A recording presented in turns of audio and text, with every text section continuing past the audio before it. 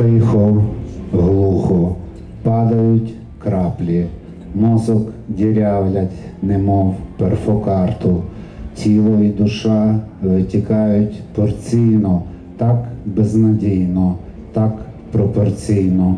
Сам витікаю, сам і наповнююсь страхом, бездомністю і безвідмовністю, і невідомістю, і передбаченням. Всім, що не має жодного значення, всім, що тримає іще на плаву, всім, що ковтає в пітьму неживу. Падаю, згадую, скрапую, скрикую, майже безликий і безязикий, і стоголосий, і шизофренічний, поміж жіночим і чоловічим, десь між людиною, духом і звіром, між знаннями, інстинктами і вірою, так неприцільно, то в нуль, то в десятку, крап, крап, крап, крапка.